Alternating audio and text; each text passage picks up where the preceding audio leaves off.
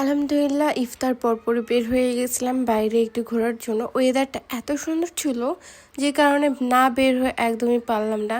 আর টি বাদে এই প্রথম আমি রোজার মাসে আসছি, এত সুন্দর লাগছে যে বললে বোঝাইতে পারবো না। আর এত মানুষ আমার একদমই জানা ছিল না যে ইফতার পরপর এত মানুষ আসবে। আপনারাও চাইলে এইখানে টি বাদে আসতে পারেন ইফতারের পরপর, যদি শরীরে এনার্জি থাকে তাইলে। কিন্তু আসলে মন অবশ্যই ভালো হয়ে যাবে। অনেক সুন্দর একটা ওয়েদার ছিল আর একদম ঠান্ডা বাতাস, যে কারণে ভালো লাগছে। অনেকে বলবে যে না শুয়ে থাকবো, যাইতে পারবো না। তো ওইভাবে শুয়ে থাকলে মনে কিন্তু একটু আনন্দ থাকবে না। কিন্তু রোজার মাসে যে বাইরে বের হয়েও যে এত খুশি লাগে যে বলে বোঝাইতে পারবো না। সেটার কারণ একটাই, সেটা হচ্ছে ওয়েদার এত সুন্দর দিছে আল্লাহ, যে কারণে রোজা হচ্ছে তার বোঝা যাচ্ছে না যে রোজার মাস যাচ্ছে। অনেক শান্তি মতন রোজা করতে পারছি, একটুও পানি পিপাসা লাগছে না। মাঝে মধ্যে একটু কষ্ট হইলেও আগের মতন কষ্ট হচ্ছে না, কারণ এর আগের বারে অনেক কষ্ট হয়েছিল, অনেক তাপমাত্রা ছিল।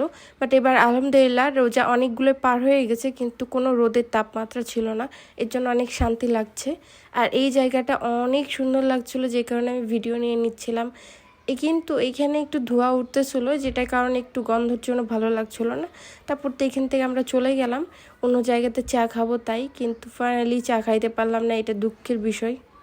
অনেকেই কিন্তু সন্ধ্যার পর বের হয় চা খাওয়ার জন্য, বাসায় কিন্তু চা বানিয়ে খাওয়া যায়, কিন্তু বাইরে এসে একটু রিল্যাক্সে বসে থেকে সবার সাথে আড্ডা দিয়ে চা খাওয়াটা মানে একটু আলাদা বিষয়, এর জন্য বের হয়ে হয়েছে।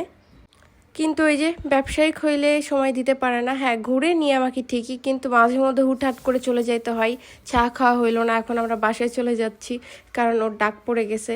তো আমাদের সাথে আরও অনেকজনই ছিল, ওদের সাথে সবাই মিলে বের হয়ে যাচ্ছি। তো টাটা, আল্লাহ হাফেজ। এই পর্যন্ত ছিল ভিডিও।